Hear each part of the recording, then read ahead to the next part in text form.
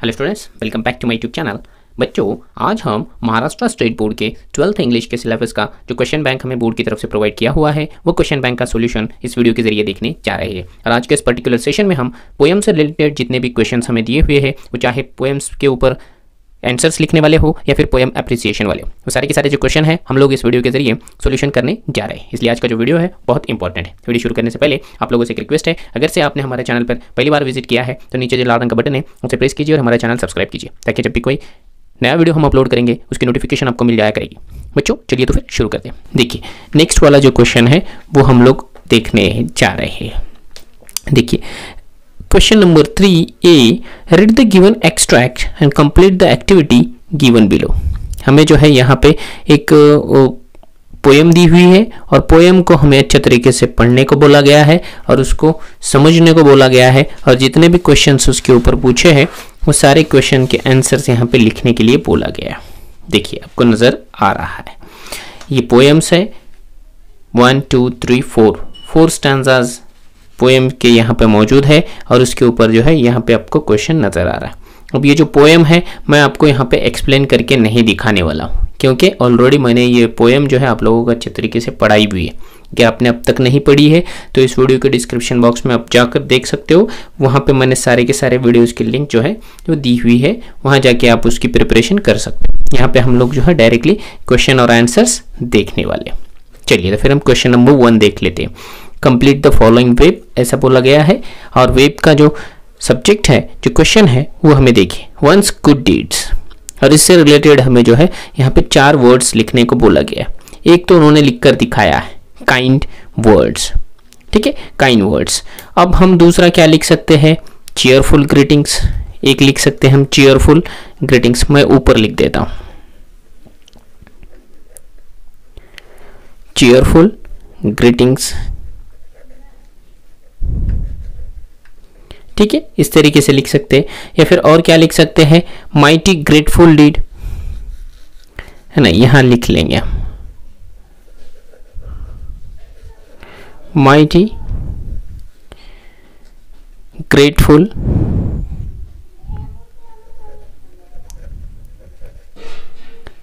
Deed, ऐसा लिख सकते हैं। या फिर और एक लिख सकते हैं क्या कि help to others, help to others,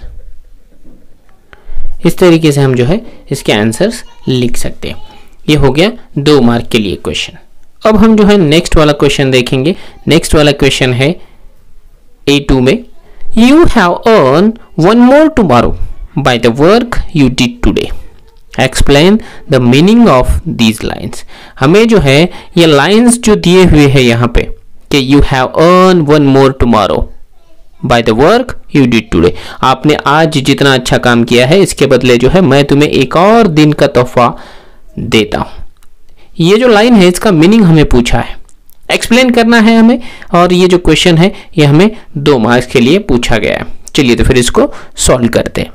देखिए, यहाँ पे लिखा हुआ है, one should consider their actions carefully if one want to see the next day, because it is up to the Almighty whether to allow you to see tomorrow. The last line tell the reader that if they are unsure about their deeds of the day, how their day was spent, they can close their eyes in slumber and think about what God would say to them. If the readers feel that they have done well, tomorrow is assured.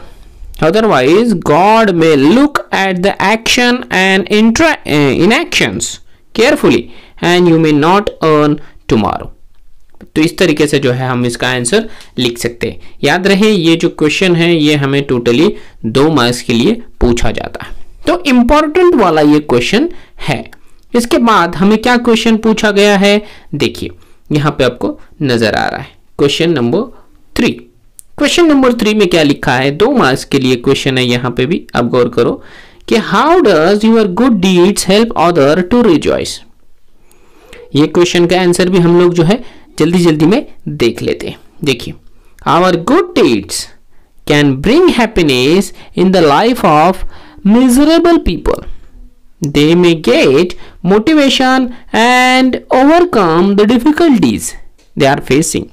Their negative attitude towards life may change and they may look at life positively because of our good deeds. They may get confident and do the impossible thing. The positive change in their life may help them to live a happy and comfortable life. The change in behavior will take place and they will bless us. तो इस तरीके से जो है हम इसका answers लिखेंगे. ये हमें 2 मार्क्स कंसिडर करके यहाँ पे देने वाला है. बच्चों उसके बाद एक क्वेश्चन दिया हुआ है हमें. देखिए क्वेश्चन क्या है और उसका आंसर क्या रहेगा. देखिए identify and right the lines from the poem which express the following figure of speech and explain it. ऐसा तो हमें बोला गया है 2 मार्क के लिए, लेकिन फिगर ऑफ स्पीच के लिए लाइन ही नहीं दी है. इसलिए जो है यहाँ से यहाँ पर जो है ये बोर्ड की यहाँ पे गलती हो गई देना. वो लोग जो है लाइंस भूल गए हैं. कोई बात नहीं, हमें एग्जाम के अंदर इस तरीके से नहीं आएगा. एग्जाम के अंदर जो है हमें फिगर ऑफ स्पीच पूछा जाएगा. अब जो नेक्स्ट वाला जो क्वेश्चन है फिर से एक बार जो है 2 मार्क्स के लिए with the help of following words compose 4 lines. हमें 4 लाइन्स जो है कंपोज करने के लिए बोला है और यहाँ पे 4 हमें शब्द दिए हुए थे जिसके नीचे मैंने अंडरलाइन यहाँ पे कर दी है, जैसे कि शेयर, गिव, केयर और लीव. ये जो 4 वर्ड है इनके नीचे अंडरलाइन किए हुए हैं. इतने ही वर्ड इन्होंने दिए हुए हैं, बाकी जो लाइन है वो हमने खुद लिखी है. देखिए आपको मैं ओवरऑल दिखा देता हूँ कि ये किस तरीके से हमने पोएम जो है वो कंपोज करके रखी है आप लोगों के लिए. When happy moments do we share, food and clothes do we give, the poor and helpless do we care, a happy life we can live. इस तरीके से अगर से आप पोएम बना देते हो तब आपको जो है 2 आउट ऑफ 2 मार्क्स यहाँ पे मिल जाएंगे. ठीक है बच्चों, पोएम बना देते टाइम में, कंपोज करते टाइम में आपको डरना नहीं है. जिस तरीके से भी आप पोएम क्रिएट कर सको उस तरीके से क्रिएट करने के लिए आपको कोशिश करनी चाहिए. नेक्स्ट वाला जो क्वेश्चन होता है वो है एप्रिसिएशन वाला. ठीक है, एप्रिसिएशन का जो पोएम है वो हमें 4 मार्क्स के लिए, 4 मार्क्स के लिए हमें जो है पोएम एप्रिसिएशन का क्वेश्चन दिया हुआ है. और यहाँ पे आपको जैसे कि दिखाई दे रहा है, weavers weaving at break of day, why do you weave a garment so gay. ये वाली जो पोएम है वो हमें एप्रिसिएशन के लिए दी हुई है. हमें पता है सरोजिनी नायडू की जो वीवर्स ये जो पोएम है वो हमें दी हुई है और इसके ऊपर डिपेंड हमें 5 क्वेश्चन यहाँ पे दिए हुए हैं. देखिए एप्रिसिएशन में हमें पूछा जाने वाला है. अब वो जो 5 क्वेश्चन है वो कौन कौन से है वो देख लेते हैं, क्योंकि 4 मार्क्स के लिए पोएम एप्रिसिएशन वाला जो क्वेश्चन है वो हमें पूछा जाता है. देखिए क्वेश्चन क्या है. पहला, about the poem significance of the title. हमें ये वाला जो क्वेश्चन है उसको हैंडल करना है. अब हम क्या लिखेंगे, देखिए मैं यहाँ पे ऑलरेडी लिख कर दे दिया हूँ.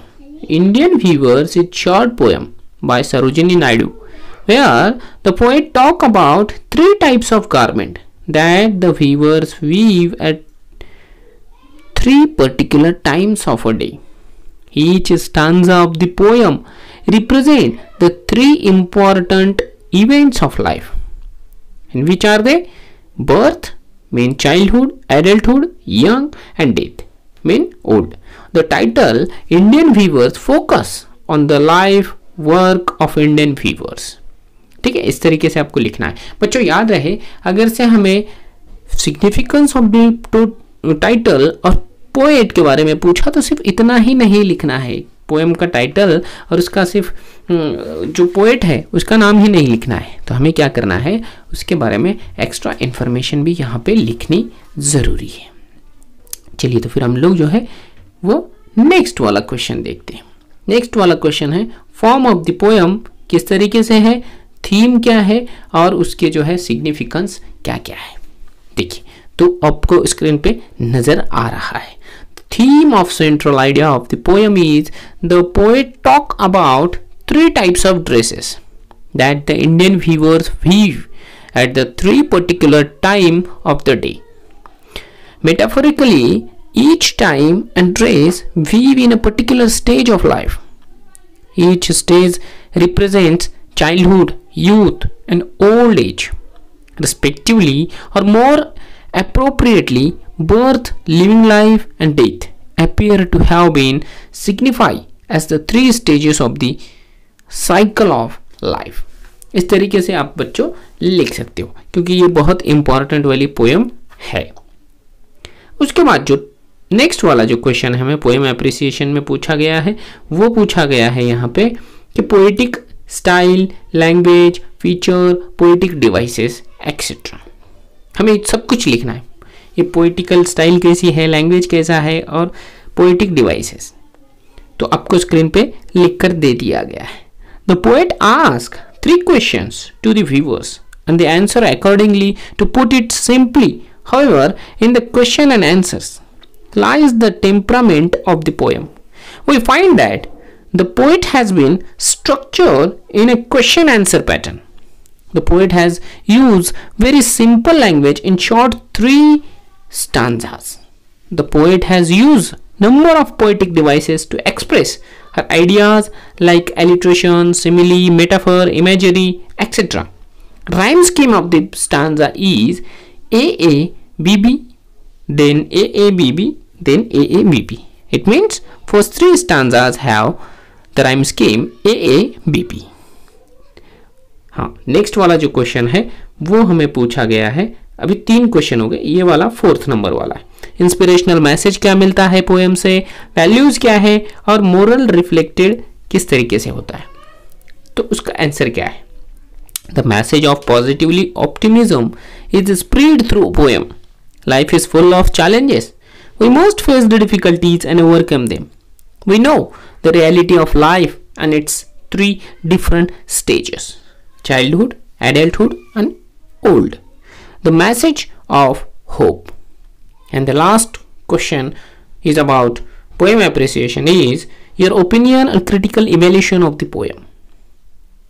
अब क्या है आपका ओपिनियन ये पोएम के अबाउट क्या है? I am really inspire by reading this poem. ज्यादातर बच्चों पॉजिटिव ही लिखने की कोशिश किया करो। I understood the cycle of life and every living object on this earth has to go through the cycle of birth, living life and death. Lastly, I understand that life is full of twists and turns.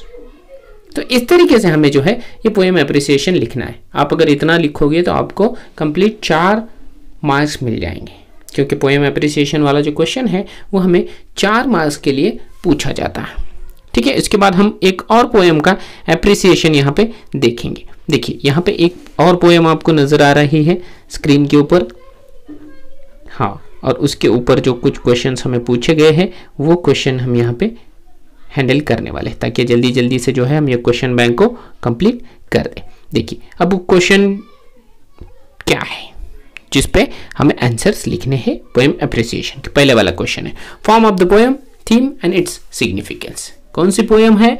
तो वो poem है have you earn your tomorrow. बच्चों poem देखते ही हमें जो है वो समझ आ जाना चाहिए कि एग्जैक्टली कौन सी पोएम हमें दी हुई है। ठीक है, तो चलिए इसका हम लिखते हैं फॉर्म ऑफ द पोएम, या फिर उसकी थीम, या फिर उसके सिग्निफिकेंस क्या है। चलिए, have you earn your tomorrow is an inspirational poem. In this poem, the speaker is asking the reader whether they have done everything to improve the life of another human being or not. It is up to you whether you will have a better future or not. Have you earned your tomorrow by Edgar Guest present a number of probing questions to the readers about how they spend their days. The theme of the poem is one should consider one's action and deeds carefully and plan according for a better future. In short, we have to do something for betterment of others. इस तरीके से जो है हमें ये question का answer लिखना है। सेकंड वाला जो क्वेश्चन है वो भी देख लेते हैं। देखिए सेकंड वाला जो क्वेश्चन है वो है poetic style, language, features, poetic devices etcetera. अब इसका आंसर क्या है? It is an inspirational poem. The poet has used simple style and optimistic tone of writing. The poem has 4 stanzas. The 4 stanzas are separated into set of 4 lines or quatrains. Each stanza contains at least 2 or 3 questions. The poet has used very simple language. Repeatedly, alliteration and interrogation figure of speech are used in this poem. Here, the first line of each stanza rhymes with the second line and the third line with the fourth line.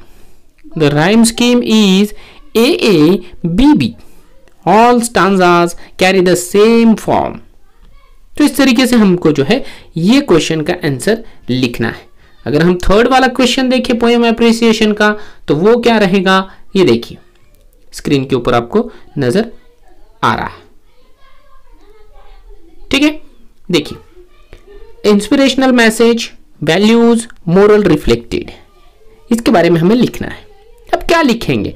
The poem have you earn your tomorrow teaches a moral lesson. The message of the poem is one should consider one's action and deeds carefully and plan accordingly to a better future. In short, the poet emphasizes that our work should be honest for others so that they will utter some kind words for us. The poem gives us a valuable message of hope, optimism, positivity, good work and honesty. ऐसा हमें लिखना है. और last वाला जो question है poem appreciation से related, वो पूछा है your opinion and critical evaluation of the poem. Poem के बारे में आपका ओपिनियन क्या है और आप किस तरीके से उसका जो है इवैल्यूएशन करोगे. तो चलिए फिर हम देख लेते हैं.